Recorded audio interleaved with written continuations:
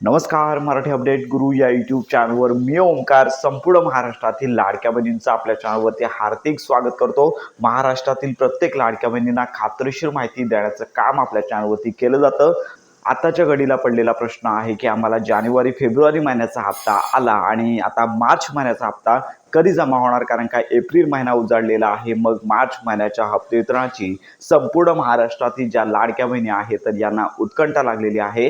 तर हा साधारण हप्ता जो आहे तो कधीपर्यंत येऊ शकतो या संदर्भात आजच्या व्हिडिओमध्ये प्रॉपर माहिती घेणार आहोत. काल साधारणतः मुख्यमंत्री असेल किंवा मंत्रिमंडळ असेल तर यांची बैठक झाली आणि याच्यामध्ये लाडक्या बहिणींसाठी ई-KYC मुदत पण लक्षात घ्या की याच्यामध्ये ज्यांची ई-KYC दुरुस्ती राहिलेली आहे तर अशा लाडक्या बहिणींना ही मुदतवाढ झालेली आहे. साधारणतः 30 एप्रिलपर्यंत ई-KYC दुरुस्त करता येणार आहे आणि याच्यामध्ये ज्यांची ई-KYC झाली नाही आहे अशा लाडक्या बहिणींसाठी अजून निर्णय झाले नाही आहे. आणि याच्यामध्ये एक आनंदाची बातमी आपण सांगितलेलीच आहे की ज्या लाडक्या बहिणींना नोव्हेंबर डिसेंबर महिन्यांचा लाभ आला नव्हता, जानेवारी आणि त्याच्यानंतर फेब्रुवारी महिन्याचा लाभ आला आणि अशा 2 महिन्यांचे हप्ते ज्यांचे थकीत आहेत अशा लाडक्या बहिणींना हप्ते वितरणासंदर्भात जे मंत्रिमंडळ बैठक आहे याच्यामध्ये चर्चा झाली, परंतु अजून या संदर्भात निर्णय झालेला नाही. याच्यामध्ये लक्षात घ्या, जोपर्यंत निर्णय होत नाहीये तोपर्यंत हप्ते वितरण जे नोव्हेंबर डिसेंबर महिन्यांचं पेंडिंग आहे ते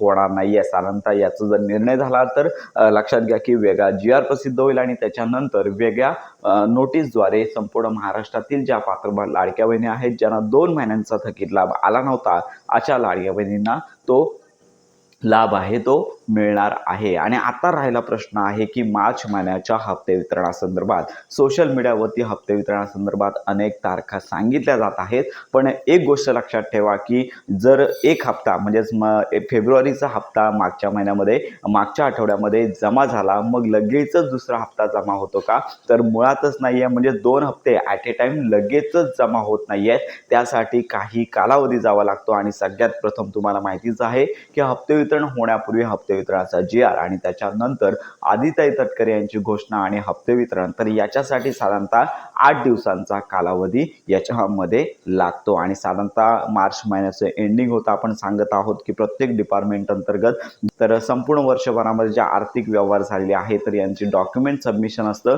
त्यामुळे लक्षात घ्या की या कारणामुळे मुख्यमंत्री माझी लाडकी बहीण योजनेअंतर्गत जो मार्च महिन्याचा हप्ता आहे तर या वितरणास कदाचित उशीर होऊ शकतो. म्हणजेच लाडक्या बहिणींना अजून लगेचच या आठवड्यामध्ये हप्ते वितरणाची घोषणा होणार नाही आहे. हप्ते वितरण तर होणारच आहे, पण या आठवड्यामध्ये हप्ते वितरण होण्याची शक्यता फारच कमी आहे. कोणी सध्या कन्फर्म डेट सांगू शकत नाही आहे. तर लक्षात घ्या की सगळ्यात प्रथम जो GR आहे तो मात्र कोणत्याही वेळी प्रसिद्ध होऊ शकतो. त्याच्यानंतर आदिताई तटकरे यांची घोषणा आणि त्याच्यानंतर लाभ वितरण. साधारणतः या महिन्याच्या पहिल्या आठवड्यामध्ये लाभ वितरण होण्याची शक्यता फारच कमी आहे. लाडक्या बहिणींनी ही सद्यस्थिती लक्षात घ्यायची आहे. दुसऱ्या आठवड्यापासून पुढे आपण या संदर्भात वेळोवेळी अपडेट देणार आहोत. सध्या तरी सर्व लाडक्या बहिणींना फेब्रुवारी महिन्याचा हप्ता जमा झालेला आहे. मार्च महिन्याच्या हप्ते वितरणासंदर्भात अजून शासनाचीच तयारी झाली नसल्यामुळे हप्ते वितरणाच्या GR आणि त्याचबरोबर हप्ते वितरणाची घोषणा या संदर्भात आपण तारीख सांगू शकत नाही आहे. त्यामुळे पहिल्या आठवड्यामध्ये तरी हप्ते वितरण मुळीच होणार नाही आहे. तर अशा प्रकारची ही महत्त्वाची अपडेट आहे.